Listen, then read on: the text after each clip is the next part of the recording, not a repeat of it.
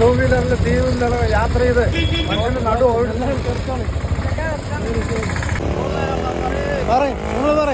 Road നേരാക്കാൻ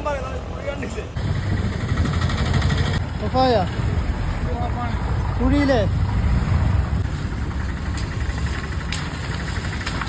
നമ്മുടെ Olavakkode junction മുതൽ ആ താണാവ് വരയ്ക്കും, താണാവിൻ്റെ കുറച്ച് അപ്പുറം വരയ്ക്കും റോഡ് മുഴുവൻ കുഴികളാണ്. ഈ കുഴികൾ കാരണമാണ് ഈ ഭാഗത്ത് പൊതുവെ ഈ ബ്ലോക്കൊക്കെ ഏറ്റവും കൂടുതൽ ഉണ്ടാകുന്ന ഈ കുഴികൾ കാരണമാണെന്നാണ് പറയണത്. അതുമാത്രമല്ല, ഈ വീഡിയോ ചെയ്യാൻ വേണ്ടി ഒരുപാട് സുഹൃത്തുക്കൾ മെസ്സേജ് ചെയ്തിരുന്നു. കൊടുക്കുന്നുണ്ട്. അപ്പോൾ ഈ റോഡിൻ്റെ താഴെ വലിയ താഴ്ചയാണ്. ഈ കുഴി കാരണം ഒന്ന് വെട്ടിച്ചു കഴിഞ്ഞാൽ താഴെ വീഴുന്നത് വലിയ താഴ്ചയിലേക്കാണ്. വളരെ അപകടം പിടിച്ചൊരു മേഖല കൂടിയാണ് ഈ ഭാഗം. കുഴിയിലുള്ള കാരണം കൊണ്ട് ഇവിടെ എപ്പോഴും ജംഗ്ഷനിൽ എപ്പോഴും ബ്ലോക്ക് തന്നെയാണ്. ലാസ്റ്റ് പിന്നെ ഇവിടെയുള്ള പോലീസിന് നിയന്ത്രിക്കാൻ പറ്റാത്തൊരവസ്ഥ ഉണ്ട്.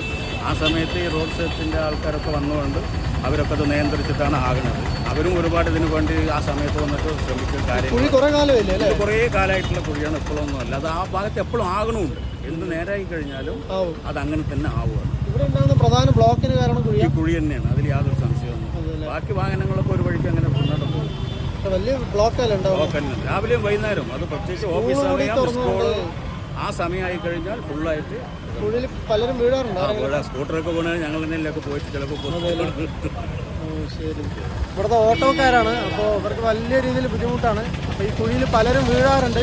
അപ്പോൾ ഈ ഓട്ടോക്കാർ ഇവരൊക്കെ ചേർന്നിട്ടാണ് അവരെ രക്ഷപ്പെടുത്തുന്നത്. സായി ജംഗ്ഷൻ മുതൽ ഒലവക്കോട് വരെ സ്ഥിരം ബ്ലോക്കുകളാണ്. സായി ജംഗ്ഷൻ അവിടെ കുഴിയാം. പാലത്തിന്റെ മുകളിൽ മുതൽ ഒലവക്കോട് വരെ കുഴികളാണ്. പിന്നെ താണാവും. സ്ഥിരം അപകട മേഖലയാണ്.